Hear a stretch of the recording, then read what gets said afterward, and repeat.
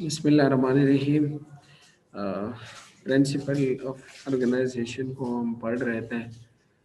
उसमें से कुछ चीज़ें हमने पहले पढ़ी हुई हैं, जो यूनिटी ऑफ कमांड है, स्पैन ऑफ कंट्रोल है, इस तरह की बहुत सारी हैं। तो शुरू करने से पहले मैं आपको ये बताऊं, जो ऑर्गेनाइजेशन है इसके बहुत सारे प्रिंसिपल हैं। आज हम देखते हैं कि हम किस तरह चीज़ों को ऑर्गेनाइज करते हैं और पब्लिक एडमिनिस्ट्रेशन में इसका क्या रोल है। ठीक है,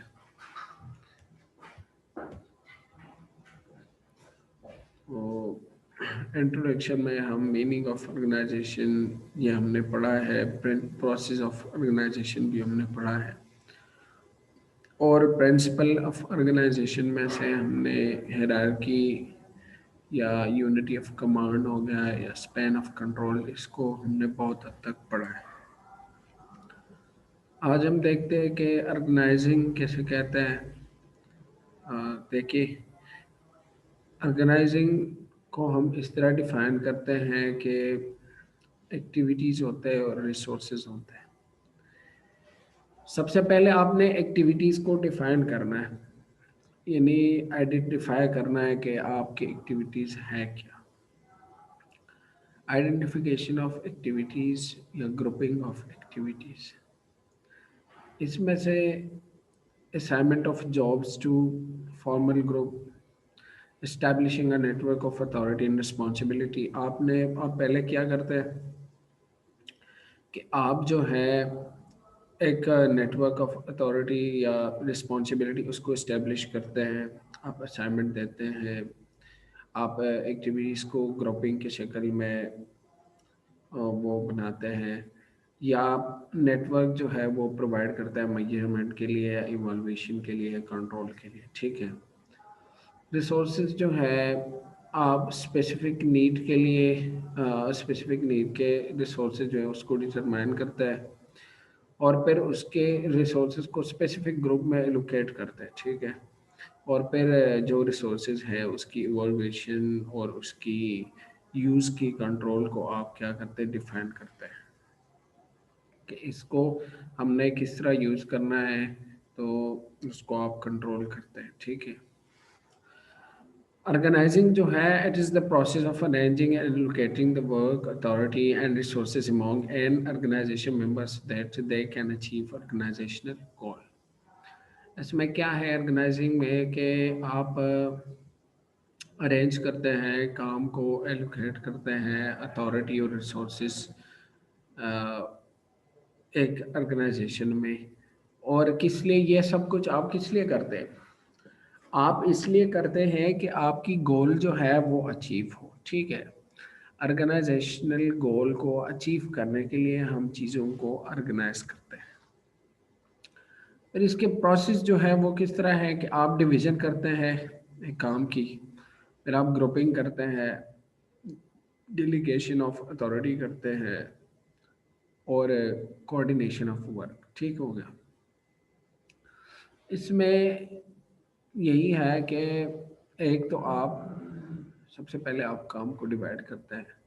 हर एक काम हर कोई नहीं कर सकता, तो आप स्पेशलाइजेशन के थ्रू हर बंदे को अपने उस हिसाब से काम दे देते हैं, उसको टास्क दिया जाता है। इसको हम डिवीजन ऑफ वर्क नाम देते हैं कि आप जो आपका एक्सक्यूज मी जो आपका टास्क है वो आप डिवाइड करते हैं, काम को डिवाइड करते हैं मुख्तलिफ सेक्टर में, डिफरेंट जोन में, डिफरेंट सेक्टर में, और फिर जो उसको ग्रुपिंग भी आप काम के हवाले से करते हैं। फिर इसके बाद आप एक जो आपकी एम्प्लॉयज़ हैं या आपकी जो सीईओ है, ऑर्गेनाइजेशन के जो भी मेंबर्स हैं, उसको आप एक डिफाइन अथॉरिटी दे देते हैं। ठीक है, डेलीगेशन ऑफ अथॉरिटी ये है कि आप उसको इख्तियार दे देते हैं कि वो किस तरह काम करेगा, उसके दायरे इख्तियार में कौन कौन से काम आएंगे और उसके पास कितनी अथॉरिटी है, तो ये आप डेलीगेट करते हैं। उसके बाद आप एक टीम वर्क के साथ, ये ऑर्गेनाइजिंग के प्रोसेस में आते हैं कि आप वर्क को कोऑर्डिनेट करते हैं, यानी साइनर्जाइज जिसे हम कहते हैं। तो आप एक सिनर्जी के थ्रू, यानी टीम वर्क के थ्रू, 1+1=11 जिस तरह हम कहते हैं, उस फार्मूले के तहत आप चीज़ों को कोऑर्डिनेट करते हैं। आप जो है डॉट्स कनेक्ट करते हैं, और बहुत सारे जो आपके टीम मेंबर्स हैं वो आपस में कोऑर्डिनेशन के थ्रू काम करता है, और वो काम क्या हो जाता है, आसान हो जाता है और ऑर्गेनाइज्ड हो जाता है। ठीक है, नज्म व ज़ब्त उसमें आ जाता है, एक डिसिप्लिन उसमें आ जाता है। ठीक है, इसको प्रोसेस ऑफ ऑर्गेनाइजिंग कहते हैं। ठीक है, इसके बाद हम देखते हैं कि प्रोसेस ऑफ ऑर्गेनाइजिंग सिंप्लीफाइड। ये आप किस तरह, पहले आप जॉब्स को डिज़ाइन करते हैं, फिर आप डिपार्टमेंट्स बनाते हैं, जिस तरह रिसोर्सेज की हमने बात की, फिर आप एक हायरार्की बनाते हैं, क्रिएटिंग एक hierarchy.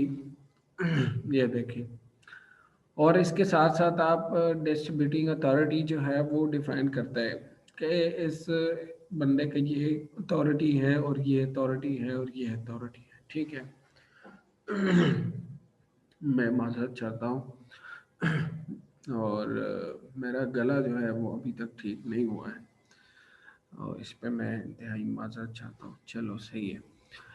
Coordination, coordinating and integrating activities जो है उसको हम डिफाइन करते हैं कि आपस में, ये देखें, आपस में उनकी कोऑर्डिनेशन होगी, इंटीग्रेशन होगी, एक्टिविटीज़ आपस में, कुछ एक्टिविटीज़ ये आपस में कोऑर्डिनेशन के थ्रू करें।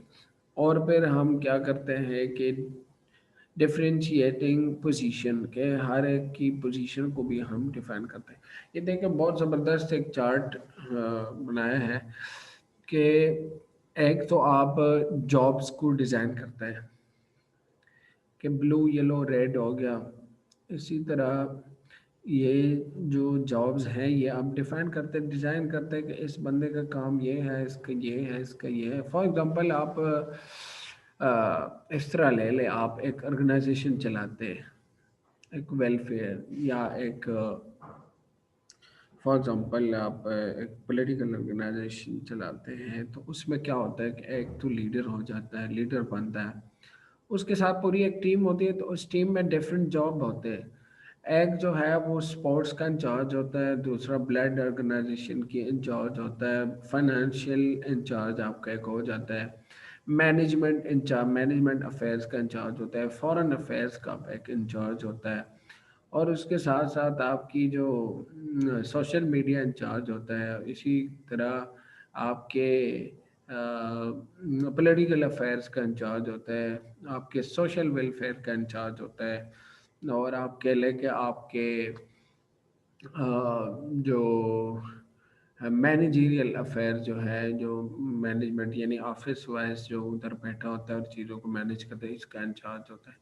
ये मैंने एक एग्जांपल के थ्रू आपको समझाया कि आपके साथ हर एक ऑर्गेनाइजेशन में आप, या हर एक काम में जो आप ऑर्गेनाइज तरीके से करना चाहते हैं, तो उसमें डिफरेंट जॉब्स को पहले आप डिज़ाइन करते हैं, उसके बाद आप डिफरेंट जो है वो डिपार्टमेंट्स बनाते हैं। ये देखें, जो ब्लू है तो ये लोग जो है ये इस डिपार्टमेंट में रहेंगे, ये येलो वाले ये इस डिपार्टमेंट में रहेंगे, और ये रेड वाले इस डिपार्टमेंट में रहेंगे। तो आप डिपार्टमेंट्स बनाते हैं। उसके बाद आप एक प्रॉपर हिरार्की बनाते हैं, एक बॉस होता है, उसके नीचे लोग काम करते हैं, क्रिएटिंग हिरार्की, एक ज़बरदस्त हिरार्की बनाते हैं। उसके बाद आप अथॉरिटी को डिस्ट्रीब्यूट करते हैं। तो ये प्रोसेस है। फिर आप उनके देखें बीच में भी आपस में उनकी कोऑर्डिनेशन होती है, और इसके साथ साथ डिफरेंट पोजीशन पे के लोग होते हैं। तो ये एक प्रोसेस है कि आप ऑर्गेनाइज्ड किस तरह करते हैं चीज़ों को। फिर प्रिंसिपल्स पे हम आते हैं कि प्रिंसिपल्स क्या है। तो देखिए, ऑर्गेनाइजेशन या ऑर्गेनाइजिंग की प्रिंसिपल ये है कि सबसे पहले तो आपको यूनिटी ऑफ ऑब्जेक्टिव उसमें होनी चाहिए। यानी इस तरह ना हो कि आपके जो एम्प्लॉयज़ हैं, या आपके जो हम सफ़र हैं, जो आपके साथ काम करते हैं, जो आपके रफ़ाक़ाए कार है, वो जो है उनकी माइंडसेट एक होनी चाहिए। इस तरह ना हो कि कोई उनकी माइंडसेट स्कैटर्ड हो, कोई एक तरफ हो, कोई दूसरी तरफ हो, तो फिर आपकी ऑर्गेनाइजेशन ग्रोथ नहीं करेगा, आपकी ऑर्गेनाइजेशन आगे नहीं बढ़ेगा। आपकी ऑर्गेनाइजेशन के लिए बहुत इंपॉर्टेंट है कि इसमें ऑब्जेक्टिव की यूनिटी हो, यानी आप एक पर्पस के लिए सारे लोग काम कर रहे होते हैं, उसको हम कहते हैं यूनिटी ऑफ ऑब्जेक्टिव। इसके साथ जो है स्पेशलाइजेशन, स्पेशलाइजेशन ये है कि हर एक जो है स्पेशलाइज्ड एक फंक्शन हर एक बंदे को दिया गया और टास्क दिया गया और वो उसी हिसाब से काम करता हो। थर्ड वन जो है कोऑर्डिनेशन। कोऑर्डिनेशन जो है एक दूसरे के साथ टीम वर्क में काम करना, अथॉरिटी एंड रिस्पॉन्सिबिलिटी डिफाइन हो, यूनिटी ऑफ कमांड हो। इस तरह ना हो कि एक बंदे से एक बंदे को 10 जगहों से कमांड आता हो कि आपने ये काम करना है, वो बेचारा एक कभी काबिल नहीं रहेगा, कोई एक टास्क भी उससे सही तरह से वो नहीं होगा। और स्केलर चेन जो है, इस तरह स्केलर चेन हमने पढ़ा था कि स्केलर चेन ये कि प्रॉपर जिस तरह सीढ़ी होती है कि उसमें एक भी वो मिस होना तो फिर वो जो है आप गिर सकते हो उससे। तो इसी तरह एक प्रॉपर चेन होनी चाहिए। स्पैन ऑफ कंट्रोल भी है कि ये हमने पढ़ा भी था, स्पैन ऑफ कंट्रोल। तो और इसके साथ साथ एक्सेप्शन हो गया, एफिशिएंसी हो गई, बैलेंस हो गया, होमोजेनिटी। होमोजेनिटी ये है कि इनकी जो माइंडसेट है, इनका काम है, उसमें एक होमोजेनिटी होनी चाहिए। इस तरह ना हो कि आपकी कंपनी जो है एक पर्पस के लिए काम करते हैं और आपने लोग जो है कुछ किसी और डिपार्टमेंट के लोग उधर रखे हैं, तो वो बेचारे फिर वो काम सही तरह से नहीं कर सकते। कॉन्टिन्यूटी हो, ये भी नहीं है कि आप जज्बात में आके आप एक महीने में अपने एम्प्लॉयज़ को खुश रखे, उसको बड़ी बड़ी तनख्वाहें दे दे और दूसरे महीने में उसको कुछ ना दे, तो ये एक उसमें प्रिंसिपल में नहीं है। आप कॉन्टिन्यूस, आप कॉन्टिन्यूटी आपकी ऑर्गेनाइजेशन में आप काम करते हैं तो आप कंसिस्टेंटली काम करें, कंसिस्टेंटली एक प्रॉपर रफ्तार के साथ आप ग्रोथ करें, सिंप्लिसिटी उसमें होनी चाहिए। तो ये बहुत सारे प्रिंसिपल्स हैं, तकरीबन 13 प्रिंसिपल हो गए ऑर्गेनाइजेशन की या ऑर्गेनाइजिंग की।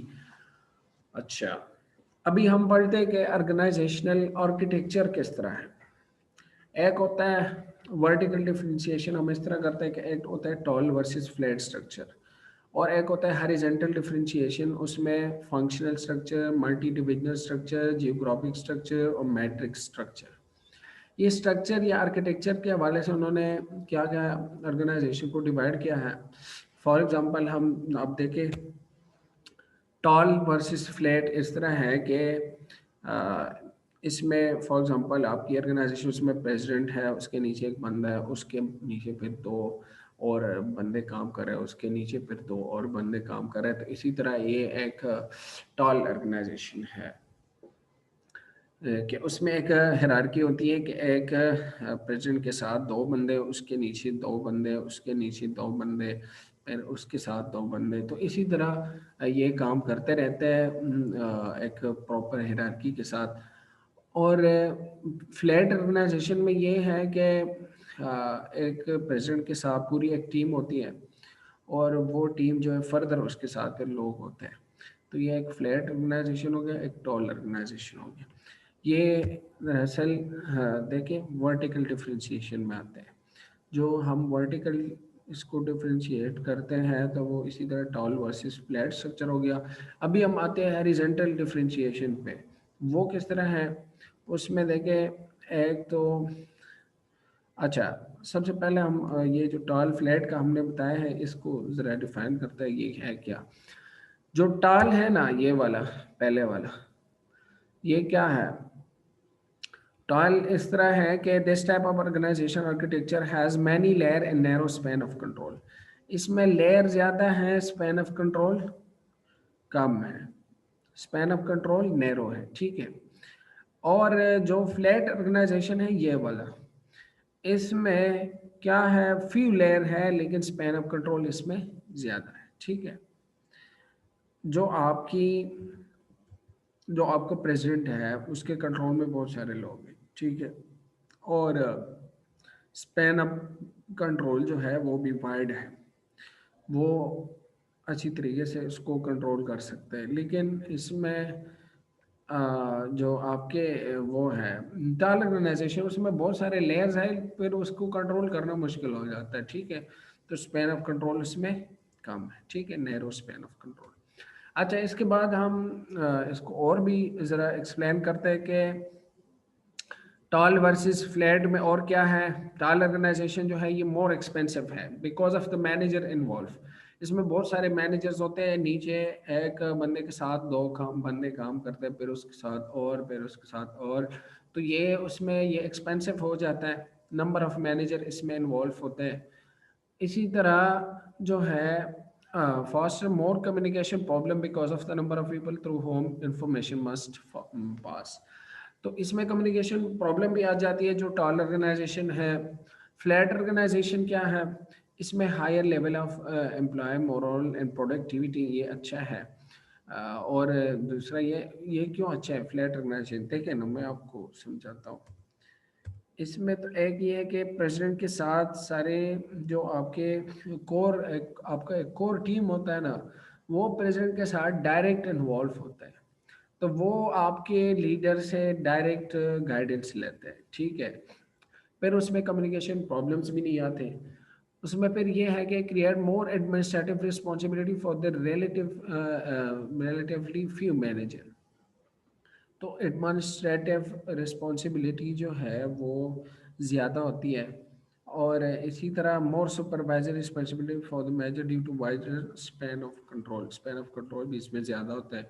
तो मोर सुपरविजन उसकी होती है और रिस्पॉन्सिबिलिटी जो है मैनेजर्स की होती है। ठीक है। अच्छा, अभी हम आते हैं उस पे, देखिए मैं वापस आता हूँ इस पे कि एक तो हमने ये पढ़ लिया टॉल वर्सेस फ्लैट स्ट्रक्चर। अभी हम आते हैं हॉरिजॉन्टल डिफरेंशिएशन पे।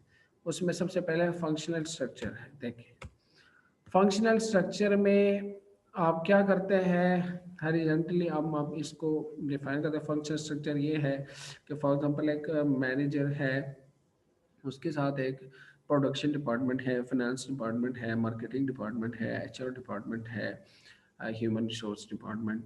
तो इसमें स्ट्रक्चर जो है वो क्रिएट किया जाता है and the base of various function of an organisation.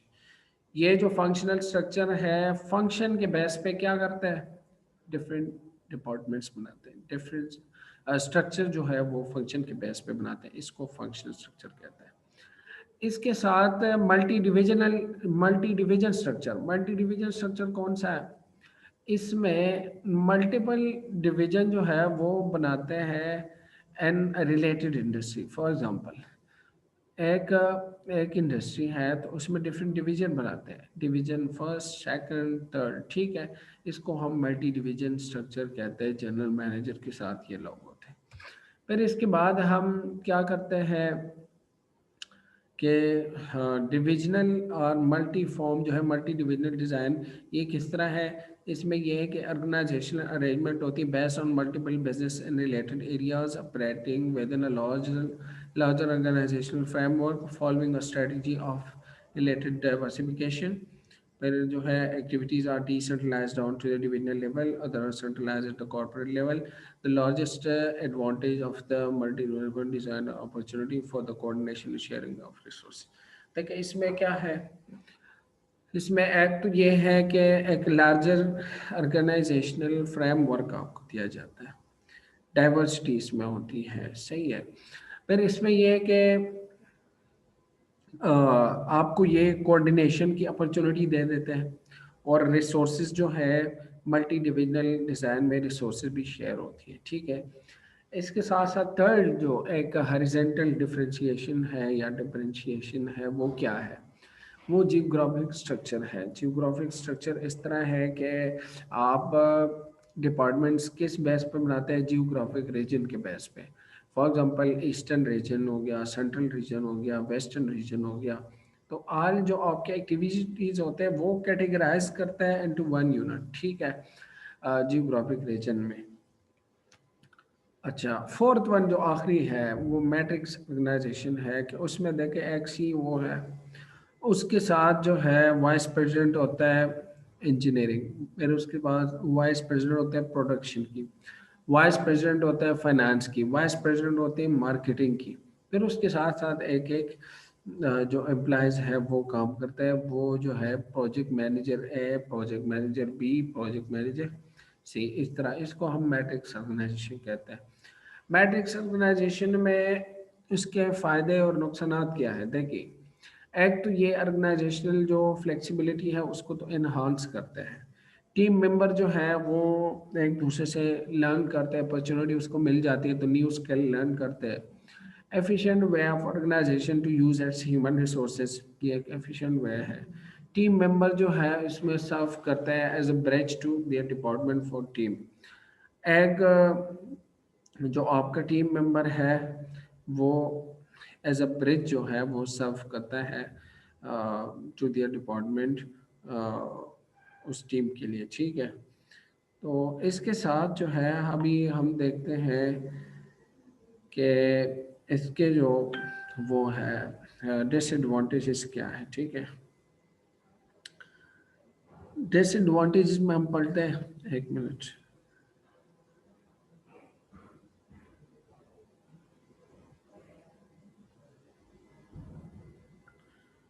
Excuse me, मैं ये ज़रा नेट में इशू आ रहा है, मैं सही कर रहा हूँ, एक मिनट।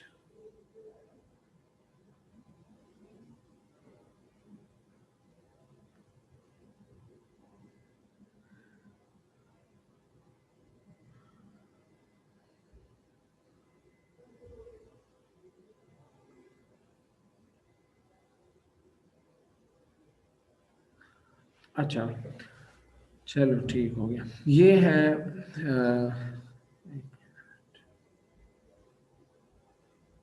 सही है। इसके डिसएडवांटेजेस क्या है, इसमें यह है कि एम्प्लॉयज़ जो है वो अनसर्टेन होते हैं रिपोर्टिंग के हवाले से कि वो किसको रिपोर्ट करें। देखें, दरअसल ये मैट्रिक्स ऑर्गेनाइजेशन है क्या, ये मैट्रिक्स ऑर्गेनाइजेशन में मसला ये होता है कि इसमें डुअल या मल्टीपल अकाउंटेबिलिटी होती है। आप इधर वाइस प्रेसिडेंट को भी क्या है जवाब दें, इधर प्रोजेक्ट मैनेजर को भी जवाब दें, इधर आप वाइस प्रेसिडेंट प्रोडक्शन को भी जवाब दें, इधर आप प्रोजेक्ट मैनेजर को भी जवाब दें, ठीक है। तो ये मसला होता है कि आप डुअल रिस्पॉन्सिबिलिटी आपको आपके ऊपर होती है। या इसमें मसला ये होता है कि अ, जब आप रिपोर्ट करते हैं तो आप दो तीन बंदों को रिपोर्ट करते हैं, उस वजह से बहुत सारे इश्यूज जो है उसमें आ जाते हैं। यानी इंडिविजुअल जो है वो मोर देन वन सुपरवाइजर और मोर देन वन लीडर को वो क्या करता है, जवाबदेह होता है। तो इसलिए ये मैट्रिक्स मैनेजमेंट में बहुत सारे इश्यूज भी आ जाते हैं, ठीक है। और वो किस तरह, वो अभी हम देखते हैं कि डिसएडवांटेजेस इसके क्या है। एक तो यह है कि जो आपके एम्प्लॉयज़ होते हैं वो बेचारा रिपोर्टिंग रिलेशन में अनसर्टेन होता है और गैर यकीनी सूरत हाल होती है। वो हर एक उस पे हर एक जो है कमांड उसकी होती है और हर एक उससे रिपोर्ट लेता है, तो वो बेचारा उस अनसर्टेनिटी में रहता है। डायनामिक्स ऑफ ग्रुप बिहेवियर में lead to slower decision making. अच्छा, इसमें जो ग्रुप बिहेवियर आपने रखा है, यानी मसला इसमें यह होता है कि फोकस नहीं रहता, स्लो डिसीजन होता है, बहुत सारे लोग इन्वॉल्व होते हैं। मोर टाइम है रिक्वायर फॉर कोऑर्डिनेटिंग टास्क और रिलेटेड टू, ये जो आपकी कोऑर्डिनेटिंग टास्क रिलेटेड एक्टिविटीज़ हैं उसमें टाइम आपका ज़्यादा लग जाता है, क्योंकि आप एक दूसरे से कोऑर्डिनेट करते हैं, एक दूसरे से आप जो है मशवरे लेते हैं, तो उसमें डिसीजन स्लो हो जाते हैं और टाइम ज़्यादा लगता है, ठीक है। अच्छा, ये एक तीसरी एक पार्ट थ्री में हम रिस्पॉन्सिबिलिटी है, तो ये इंशाल्लाह हम इसके बाद फिर पढ़ेंगे। अभी इधर तक हमने पढ़ा है कि ऑर्गेनाइजिंग प्रिंसिपल ऑफ ऑर्गेनाइजेशन क्या है, फिर प्रोसेस क्या है। तो मैं दोबारा एक आपको रिव्यू देता हूँ। देखिए, ऑर्गेनाइजिंग में एक तो मीनिंग है वो हमने पहले पढ़ा है, प्रोसेस ऑफ ऑर्गेनाइजिंग और प्रिंसिपल को हम पढ़ते हैं। तो प्रोसेस ऑफ ऑर्गेनाइजिंग जो है उसमें division, grouping, delegation of authority, coordination of work आ जाता है। उसके बाद जो है प्रिंसिपल जो है इसमें ये 13 प्रिंसिपल है। और फिर हमने ऑर्गेनाइजेशनल आर्किटेक्चर के बारे में पढ़ा कि एक वर्टिकल है, वर्टिकल में टॉल वर्सेस फ्लैट स्ट्रक्चर आ जाता है। और हॉरिजॉन्टल में functional, multi divisional, geographic structure, matrix structure आ जाता है। ठीक है। और इसके बाद रिस्पॉन्सिबिलिटी है तो वो इंशाल्लाह अगले सेशन में हम पढ़ेंगे। अगर चलो मैं ये रिकॉर्डिंग स्टॉप करके फिर आपकी जो क्वेश्चन है उसको ले लेता हूँ। ठीक है।